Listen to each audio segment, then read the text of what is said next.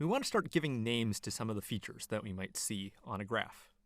For instance, let's look at this point right here, where the function takes this little dip. Now, it's not the absolute lowest point on the graph, because the function gets smaller over here.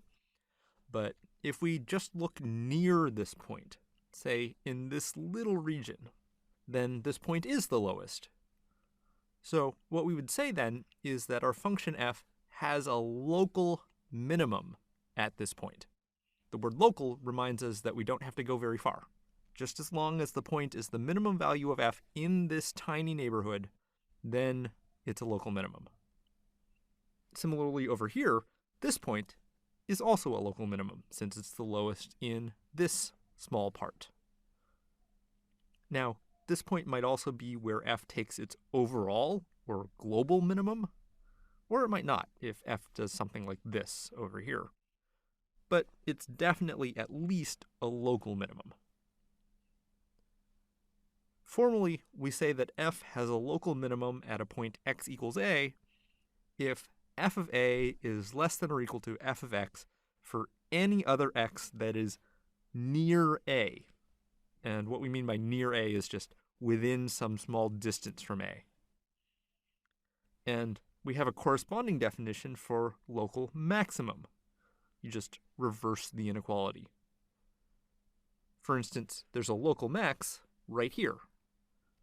It's not the global max, since over to the left f gets a little bit larger, but that's fine. If we just look at points that are near this point, say from here to here, then this point is the maximum. So we've got a local max at this point. Okay, so we've defined local minimum and local maximum. Just a quick grammar note. The plural of minimum is minima. It's Latin. So here we have two local minima. The plural of maximum is maxima.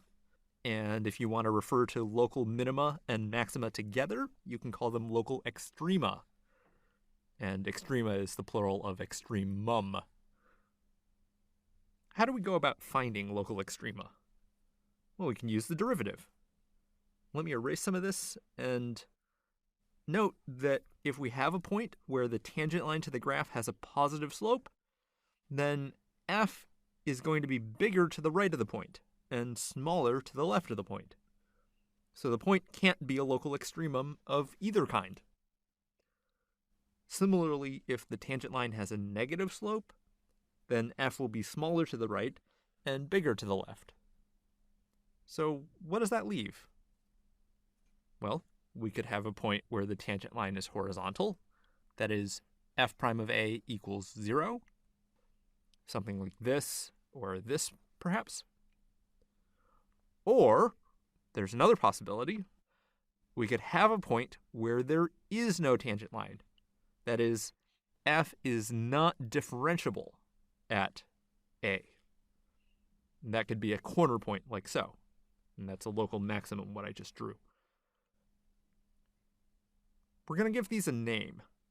We say that if f prime of a equals 0, or f is not differentiable at a, then a is a critical point of f. And what we just proved is that every local extremum must be a critical point. You might be wondering, why bother with two different terms, local extremum, critical point? The reason is the following. Every local extremum must be a critical point, but not every critical point is a local extremum.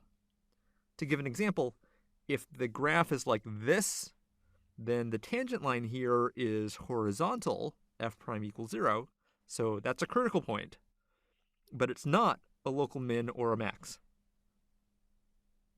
So we're going to need to develop analytical methods for determining whether a critical point is a local max or a local min or neither. But first, we want you to get some practice using these terms. So see you in a little bit.